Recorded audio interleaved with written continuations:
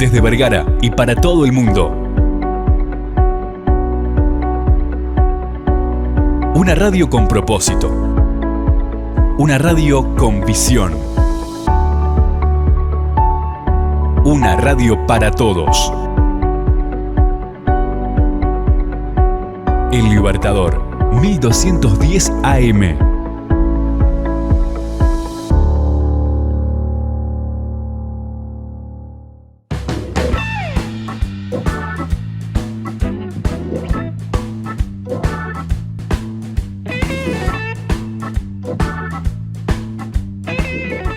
Continuamos en punto de partida aquí por la 1210 AM Radio Libertador, desde 33 Vergara para el mundo, como siempre digo, a través del www.libertador.com.uy, las vías de comunicación 091 99 1210 más 598 si estás fuera del país, tanto por Telegram como también por WhatsApp nos podés mandar tus mensajes, consultas. ¿Tenés alguna consulta? Como han llegado algunas consultas que después vamos a ir hablando, pero bueno, si querés mandarnos un mensaje o lo que quieras hacer, o tenés algún problema o tenés algo que no sabés cómo manejarlo, bueno, puedes mandarnos tu mensaje 091 99 1210. Bueno, las vías también de comunicación son Facebook, Twitter, Instagram, YouTube, donde colgamos todos los contenidos, todos los podcasts que hacemos aquí en Radio Libertador. Y también ahora en Facebook, no estamos colgando solamente en YouTube, sino que también colgamos los videos también en Facebook, así que tienen dos formas de poder ver las distintas columnas. Hoy, en el año 2024, nuevamente con nosotros Patricia Neumann, que está con nosotros, que le damos la bienvenida. ¿Cómo está, Patricia? ¿Qué tal? ¿Cómo estás, Carlos? Como siempre, agradecida de estar acá. Un gusto que estés con nosotros este nuevo año para seguir hablando de temas familiares, de derecho laboral, que hay muchísimo para hablar, muchísimas cosas que se van presentando a nivel familiar. Que uno diría, ¿para qué quiere un abogado a nivel familiar? Bueno, pero hay problemas que surgen, ¿no? Y si vos sabrás, ¿no? De esto, ¿no? Sí, sobre todo en familia, sí, claro. Millones de problemas. Bueno, hoy vamos a hablar de un tema que a mí me causa interés, y yo se lo planteé a ella, de por qué alguien quiere hacer una separación de bienes. Se supone que este es el amor de tu vida, te vas a casar con él. ¿Por qué tenés que hacer una separación y cuándo se pide una separación de bienes? A ver, contame un poquito, Patricia. Bueno, el amor, para empezar, no tiene nada que ver. Bueno, pero... El amor puede ser el amor de tu vida y no tiene nada que ver con los temas legales. Pero bueno, y aparte, viste, como dicen, ¿no? Uno sabe con quién se casa, pero no con quién se divorcia. Oh. Y es tal cual.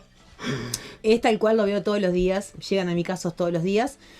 Pero bueno, en fin, no vamos a hablar de casos reales, que hay muchísimos, y que uno se da cuenta de que la gente en realidad se podría haber protegido y no lo hizo. ¿Por qué? Porque eso que tú decís, no, es el amor de mi vida, nunca va a pasar nada, siempre va a estar todo bien. Es decir, es el ideal. Sería el ideal y no quiere decir que no pase. Sí, pero a ver, si tú te podés proteger, bueno, hay que hacerlo. Entonces, la pregunta era, ¿por qué hacer una separación de bienes? Claro. ¿Sí? Bueno, en realidad, sí, es así. Cuando tú te casás, si tú no prevés nada, directamente pasás a un régimen que se llama de comunión de bienes. ¿Qué quiere decir eso? Bueno, que todo lo que ustedes hagan a partir del matrimonio se va a volver un bien ganancial. Es decir, va a formar parte de... los dos van a ser dueños de todo lo que generen, ¿sí? Todo, inclusive hasta los salarios, hasta lo que vos ganás se supone que es ganancial, ¿sí? Entonces, la ley te da dos herramientas que tú puedes usar para prevenir eso. Una es la separación de bienes, que se hace luego de que te casás, y otra es las capitulaciones matrimoniales, que para mí es lo más inteligente de hacer. ¿Qué quiere decir? Antes de casarte, tú decís, bueno, ¿cómo quiero manejarme yo en mi matrimonio? Quiero que lo mío sea mío y lo de él sea de él. Quiero que de pronto lo que compremos ya quede establecido de que, bueno, de que yo voy a ser dueña de un 30 y él va a ser dueño de un 70, o al revés. Entonces lo prevés en capitulaciones matrimoniales. ¿Qué es? Para decirlo en términos sencillos. Yo no me pongo acá a hablar en términos súper mega jurídicos porque después, claro. O sea, yo estoy hablando para la gente común, no hablo ni con un colega ni con un profesor de facultad. Hablo para que la gente lo entienda. Es una especie de contrato que tú haces con tu futuro marido, con tu futura mujer, con tu futuro cónyuge, en donde estipulás todo. Inclusive hasta podés estipular cosas que no tienen que ver con temas patrimoniales. Por ejemplo, podés establecer cómo vas a criar a tus hijos, en qué religión lo vas a criar. Siempre que no ¿Todo vaya... eso contempla la ley? Las capitulaciones matrimoniales, ¿Ya? sí. Es decir, todo lo que no está prohibido. Se parte de la base de que en derecho, de que todo lo que no está prohibido está permitido. Entonces, mientras no sean normas que vayan contra el orden público, o sea, contra lo que está prohibido, quiere decir que está permitido. Entonces, tú puedes establecer que vas a criar a tus hijos en la religión católica o en otra religión. O sea, ¿qué es lo que no podés establecer, por ejemplo? Bueno, que solamente uno va a tener la patria potestad del chico, claro, porque eso está prohibido por ley. ¿Me explico? Sí, sí, sí. Entonces, esa es una herramienta que yo considero que es excelente, porque surte efecto a partir de que tú te casás. Entonces, estableces de antemano cómo se van a regir patrimonialmente dentro del matrimonio. ¿Bien? Bien. Ahora, cuando tú no previste eso y cuando tú de pronto te casaste así, te casaste y decís, bueno, todo es nuestro, y después, o bien se empieza a complicar, o bien querés cambiar. Es decir, ¿cómo se puede cambiar el régimen? La única forma, ¿qué es lo que disuelve eso? ¿Cómo opera la separación de bienes? Bueno, solamente si tú solicitas, ¿no?, la separación de bienes, que se llama disolución de sociedad conyugal. No tiene por qué haber un divorcio, entonces. No tiene por qué haber un divorcio. Bien. El divorcio también extingue la sociedad de bienes claramente. La muerte pone fin a la sociedad de bienes. La anulación del matrimonio también. O la separación de cuerpos, que es un instituto viejísimo que prácticamente no tiene ninguna utilidad. O sea, está, pero no se usa. Entonces, si tú de pronto decidís que querés separarte de bienes, que la ley te otorga ese derecho de forma potestativa. Es decir, alcanza con que tú quieras hacerlo. No tenés que tener la conformidad del otro cónyuge, ¿sí? A veces puede ser de forma voluntaria, a veces no. Si uno de los dos no quiere, no importa. O sea, el trámite se va a hacer igual. Lo que importa es que luego del matrimonio esto se puede hacer en cualquier momento, ¿sí? Alcanza con que una de las partes lo quiera o que los dos lo quieran y se presenten y hagan el proceso de disolución de sociedad conyugal. Que eso quiere decir que, que se van a separar de bienes y a partir de ese momento, sí, lo que cada uno genere a partir de ese momento va a ser de cada uno. Lo que ya se generó, si hace 5 años que estás casado, 10 años que estás casado, eso, y estaban casados en comunión de bienes, eso va a quedar como un bien ganancial. Entonces la sociedad de bienes, o sea, van a hacer la separación, se va a disolver la sociedad conyugal, se va a hacer la partición. ¿Qué quiere decir? Bueno, a ver. De los que ya tienen claro, ganancia, compramos 3 casas o compramos una casa, tenemos 2 autos, que es de cada uno, y ahí, se hace la división, que es la partición, que es el final del proceso, digamos, y se adjudica. Porque, ¿qué es lo que pasa dentro de cuando uno está casado en comunión de bienes? O sea, cuando uno está casado en el régimen de ganancialidad. En realidad, funciona a la inversa, es decir, está bien, es correcto que todo lo que tienen es de todos, pero mientras tú estás en ese régimen, por ejemplo, si yo estoy casada y compré una casa y la puse a mi nombre, es un bien ganancial, ¿sí? Pero como yo soy la que figuro en el título, por ejemplo, una cosa es la titularidad y otra cosa es la titularidad es una cosa y otra cosa es la calidad del bien. Entonces, el bien es ganancial, pero como yo figuro como compradora, entonces figuro como administradora. La sociedad de bienes en realidad no funciona como una comunidad. ¿Por qué? Porque si bien cuando tú estás casado en comunión de bienes y todo lo que se compra es de los dos, 50 y 50 de los dos, sin perjuicio de las recompensas que se puedan después de ver. ¿Por qué? Porque si de pronto uno tiene un bien que es propio o uno puso dinero propio a la sociedad y después van a haber recompensas que hay que en el día que se disuelva. Pero en realidad, si tú compras, por ejemplo, algo dentro de la ganancialidad y figura uno de los cónyuges nada más en la escritura, una cosa es la titularidad y otra cosa es la calidad del bien. Entonces, en ese caso, el administrador va a ser uno, va a ser el cónyuge que firmó. No tienen por qué comprar y que figuren los dos. Puede firmar uno. Y es más, es lo más inteligente de hacer. ¿Por qué? Porque lo ideal es que figure el que tiene menos chance de contraer deudas, de que mañana lo embarguen, de que mañana tenga un problema. No sé, sos médico y te hacen una demanda por mala praxis. Sos, no sé, o sea, sos empresario y puede ser que mañana a tus empresas les pase algo, o sea, porque están a tu nombre propio. Y entonces es como una forma de protegerse. ¿Por qué? Porque la sociedad funciona cuando vos estás en ese régimen, en vez de funcionar como un todo, funciona como separado. Entonces, el que administra, el acreedor, no puede ir contra todos los bienes gananciales. Va a ir solamente sobre los que están a nombre del cónyuge que pueden llegar a embargar, ¿sí? Pero no sobre los que administra el otro cónyuge. ¿Hasta cuándo? Hasta que esa sociedad no se disuelva. Por eso es un error. A veces la gente dice, ay no, me embargaron, ¿qué voy a hacer? Bueno, entonces me voy a separar de bienes, voy a dividir todo. Y eso es un error. Claro. Porque si vos tenés, como yo te digo, las cosas a nombre de uno y otras a nombre de otro, o sea, los dos administran diferentes cosas, los acreedores van a poder ir simplemente por los que están a nombre del deudor. No por el todo. ¿Hasta qué? Hasta que no te separes de bienes. Por eso es un error poner todo a un solo nombre. También es un error. Salvo que esa persona, por ejemplo, en otra época, ¿no?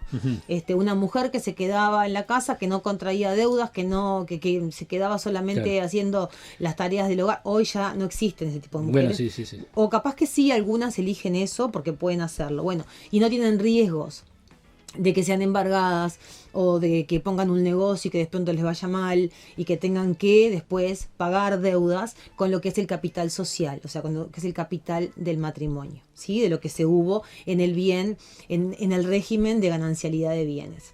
Entonces sí, lo lógico es, o bien te separás de bienes para no tener problemas, te casás y te separás de bienes, ¿sí? Y ahí ya no tenés ningún tipo de problema porque lo que cada uno haga va a ser de cada uno. O bien, antes de casarte, haces capitulaciones matrimoniales. Son dos opciones válidas. Cualquiera de las dos son válidas. Tanto en la capitulación como en la separación de bienes. En el momento de tenés hijos y la persona va a recibir una herencia y están separados los bienes, y vos te separaste, ¿cómo se maneja eso? Porque digo, el tema de lo que le corresponde a las personas que heredan.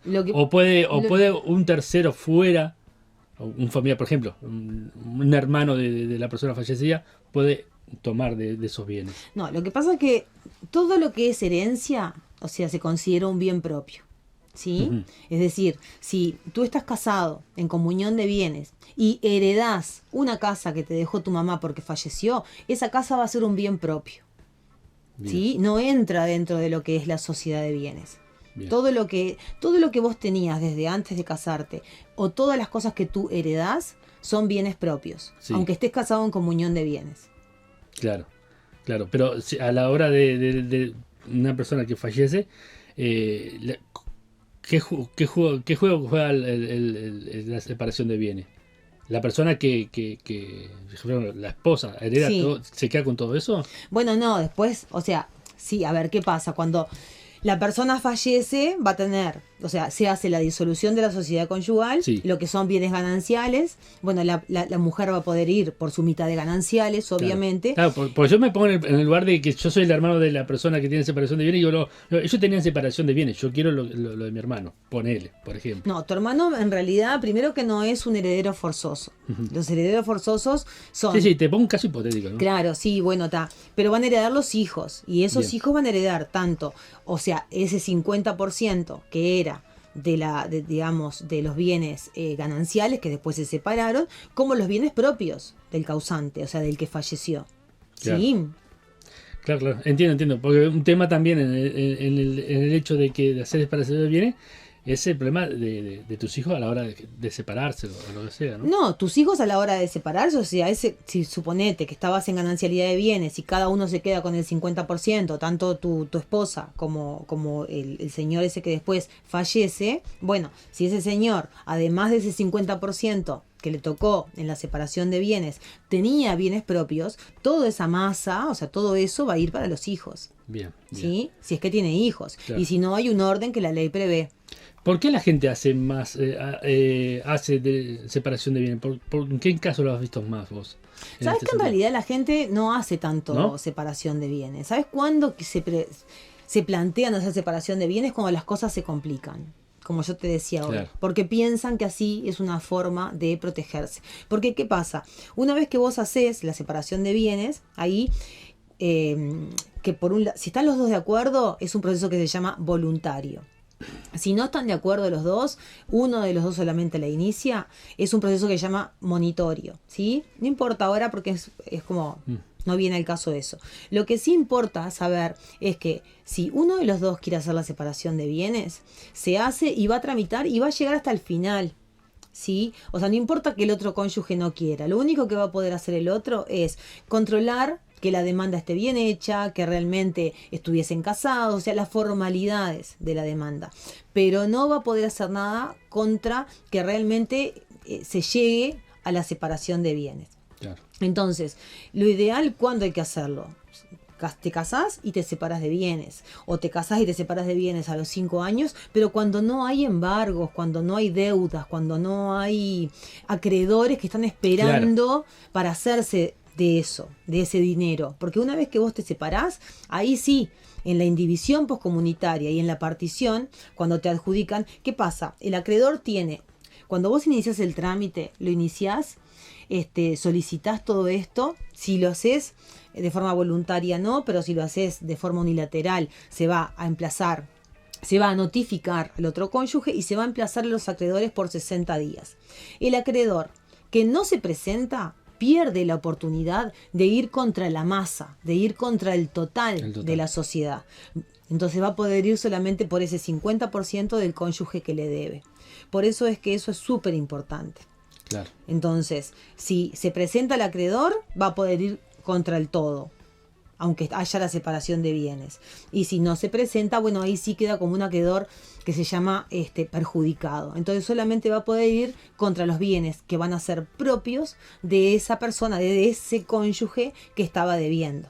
Vos me decís que no importa si la otra parte no quiere hacer la separación de bienes, uno solo la puede hacer igual. Sí, claro, sí, porque es un derecho potestativo. En un principio esto surgió, al principio cuando se le daba esta potestad a la mujer por causal. ¿Cuál era la causal? La mala administración del marido.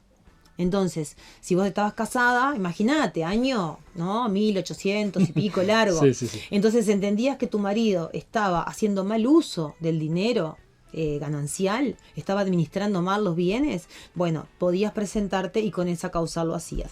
Después, creo que fue en el año 1900, creo que fue 46, si no fue 46 fue por ahí. La ley le atribuye esta potestad a cualquiera de los cónyuges, sin expresar causa. O sea, imagínate. Súper importante, ¿no? Porque claro, sin expresar causa, solamente vas y decís, me quiero separar de bienes. Y ya está, es suficiente y es necesario para que eso proceda y para que eso se haga. Te separás de bienes, se disuelve la sociedad conyugal, se hace la partición y a partir de ahí lo que es tuyo y lo que es mío es mío. Claro.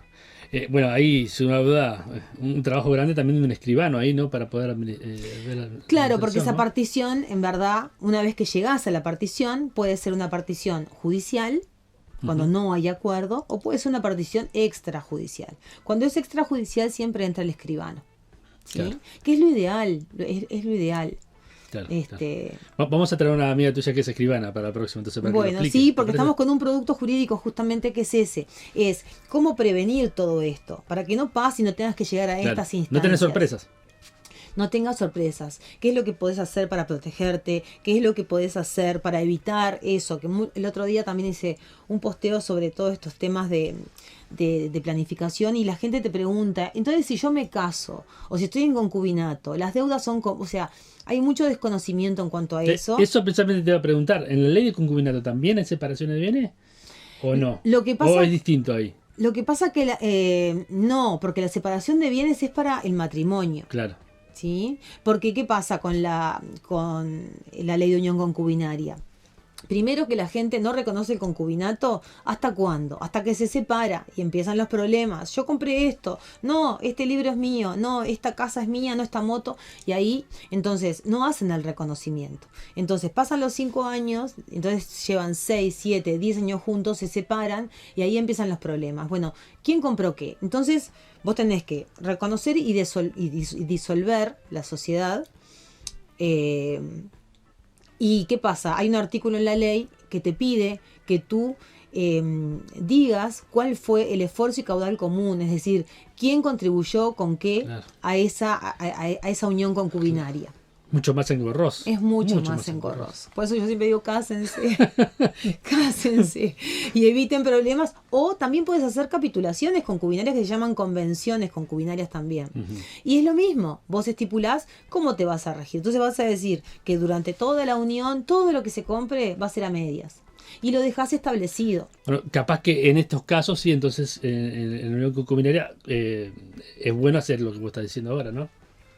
Las convenciones, las capitulaciones, dejar todo de antemano. Es que es bueno en todo, es bueno tanto en matrimonio, sin perjuicio de que después la ley te otorga esta herramienta para separarte de bienes, pero siempre es bueno prever, anticiparte a los problemas, porque me parece que no tenés necesidad después de pasar por todo esto. A mí me han llegado personas, por ejemplo, con 20 años de concubinato. Oh. O con 15 años de matrimonio que me dicen, pero ahora no tengo nada, porque... Y sí, porque no lo preví, porque nunca me imaginé que, y claro, porque nadie se casa para separarse.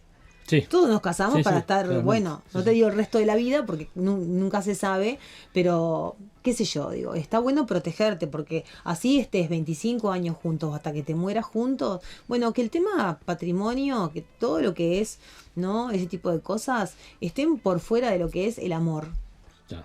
independientemente. Bueno, perfecto. Gracias, Patricia, por estos consejos. Bueno, y vamos a seguir charlando sobre estos temas. Ya vamos a tener una escribana para tratar de ampliar un poquito más el tema. Y bueno, contanos también dónde te pueden encontrar la gente en las redes para seguir. Porque vos sos mucho de poner posteos, sacar reels y dar consejos y están muy buenos. Estoy todo el tiempo subiendo y contesto mucha consulta también. Neumann Abogada. Es Neumann, _ abogada. Y si no, mi celular 091-627562. Bueno, ahí pueden encontrar entonces a Patricia, que nos va a seguir acompañando con estos temas. Tenemos muchos temas para tratar. Y ya le digo, sin comprometerse al aire, darnos nombre. Y ustedes tienen alguna duda sobre algo que están pasando y quieren un tipo de asesoramiento, por dónde ir, mándenos las consultas. Como ya tenemos, con el caso de la abogada laboral, tenemos un caso que vamos a charlar próximamente. Y lo vamos a tratar aquí para darles alguna herramienta para poder trabajar. ¿Te parece bien, Patricia? Perfecto, claro, siempre a las órdenes. Bueno, Patricia, gracias, nos reencontramos. Gracias a ti.